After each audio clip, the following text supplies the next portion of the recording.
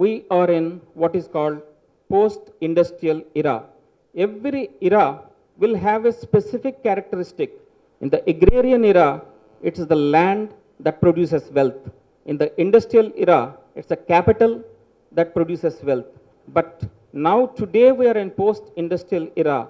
Here, it's not the capital, it's not the land, but it's sheer brain power. It's sheer talent creates wealth. That's how from nowhere, when Nizam of Hyderabad was the richest person on earth at one point of time, later in industrial era, Henry Ford became the richest person. Now, from nowhere, Bill Gates becomes the richest person on earth, starting his company from the garage of his father's house.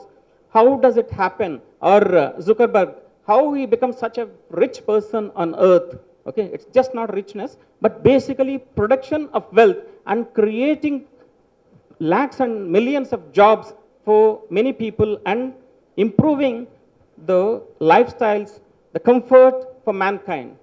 This is all possible in post-industrial era because of the talented and creative individuals. Talented and creative individuals produce wealth. They become the source of success, the source of inspiration in this present era. Another important characteristic we have to remember about the present post-industrial era is that jobs become shiftable in post-industrial era.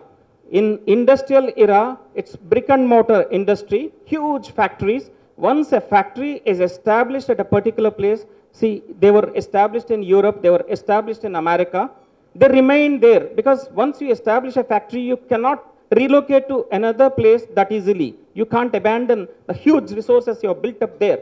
But in a post-industrial era, as we all know, it's a service sector dominant industry. It is basically plug and play industry. Today, a job which is available in Redmond, in Silicon Valley, gets shifted to Hong Kong or Singapore, which provides better facilities, better living conditions.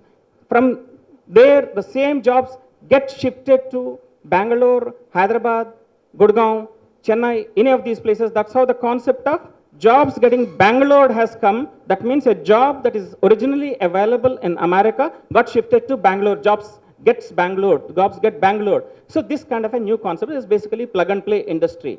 This plug and play industry, okay, jobs become shiftable and cities compete with each other. Like earlier nations used to compete with each other. Now cities themselves are competing with each other.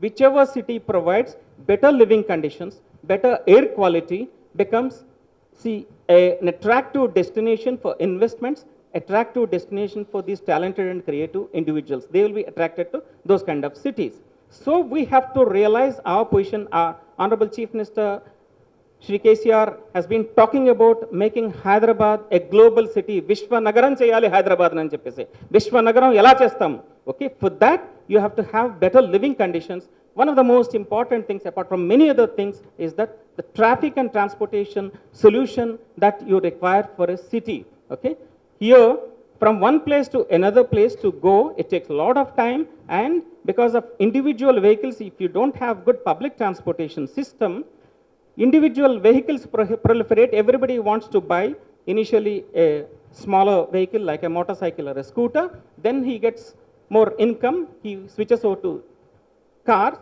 If everybody switches over to car, today in India, out of 1,000 people, only 7 people have cars. Okay, but if you see, and we are at the initial levels of urbanization, only 35% of Indian population is in the urban areas, in the towns and cities.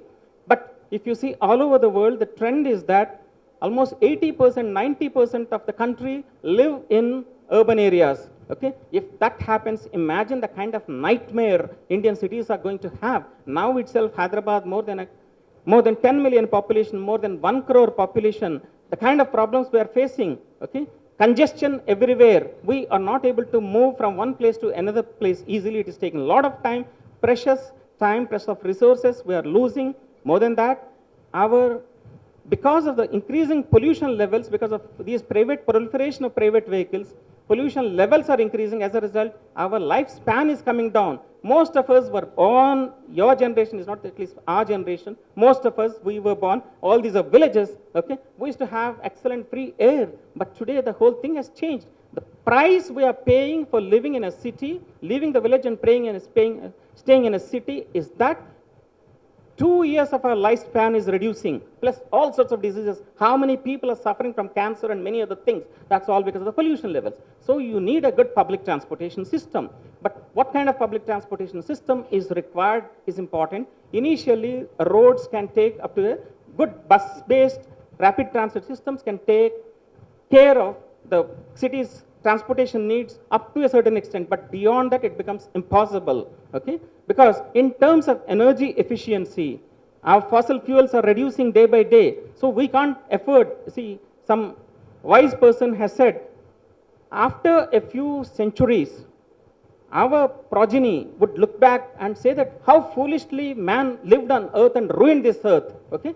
As if we had another planet to go, we are spoiling this mother earth. We can't do that. Fossil fuels, we can't waste like that. So in terms of energy efficiency, rail transport is 5 times energy efficient when compared to road transport. In terms of space is also equally important, okay? Broad criterion in transportation engineering is that one rail line is equal to 7 bus lanes or 24 car lanes. You can't, no city in the world can afford, have 24 car lanes on one side and 24 car lanes on the other side. You can't widen roads like that. There is a limitation, so you have to go for a rail-based mass transit system, what is called metro rail in India, okay? But these metro rails are highly expensive solutions. To give you an example, it will cost 200 crore per kilometer. Our project is costing about 200 crore per kilometer. It's an elevated one. If you have to now start it, it will cost about 250 crore per kilometer of elevated transit system. If you have to go underground, it will cost anywhere between 500 to 600 crore rupees per kilometer, okay? Based on this, Planning Commission estimated that the famous $1 trillion figure, okay? If India has to develop at the present rate of growth rate, India has to spend in 12th plan, okay, $1 trillion, or to convert into Indian rupees, 60 lakh crore rupees on the infrastructure to make India the way it is progressing at the present stage. McKinsey similarly has estimated that $1.2 trillion are required for cities alone in the next 2 decades if we have to maintain these cities livable cities. But at the same time, it's a humongous challenge, so you can't spend, because limited kitty government will have limited resources. That limited resources cannot be spent only on one. Okay? So you need innovation, you need innovative financial engineering that's required.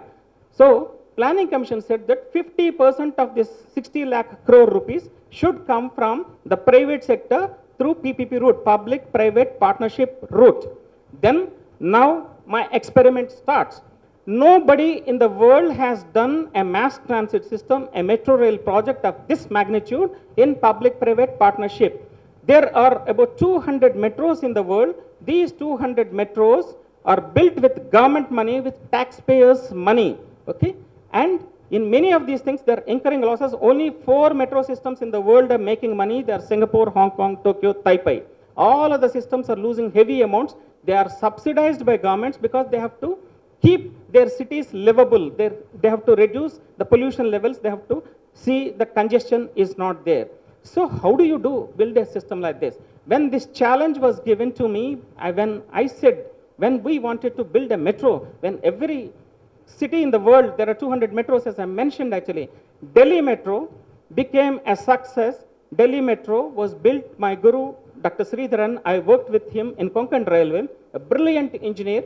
He proved to the world the capability of Indians. A greenfield mass transit system can be built by Indians to world-class standards in a short period of, 65 kilometers, he built in 7.5 years, and it was a record when India was taking about 20 years to build even a small thing.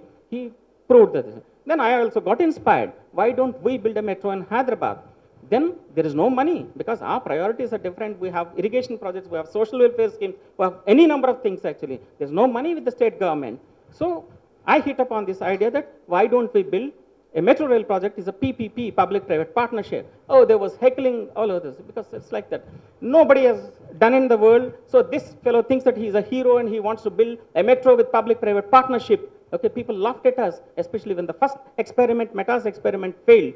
Why I'm mentioning this actually, see, my dear young students, you have to be prepared. First of all, you have to have your benchmark will have to be higher. Okay, you have to keep on increasing your benchmark higher and higher and higher. Okay, when you're aiming very high, see, if you want to jump at this level, you can jump. If you want to jump at this level, you can. But if you want to jump at that level, you have to be prepared for failure. Don't be afraid of failure. First of all, you take bold decisions, have courage of conviction, and try to do things which nobody else has done. Otherwise, the humankind wouldn't have happened. The progress humankind has achieved would not have been possible but for some innovative guys, some guys who have taken bold, risky steps. So you have to be prepared for that. But at the same time, be prepared for failure. People may laugh at you, people may heckle you, doesn't matter. Ultimately, history will prove that those who are bold, those who have got a courage of conviction, ultimately they will be the successful people, and the rest of the world admire them, adore them. That's what is going to happen. So when I started Metro Rail project, initially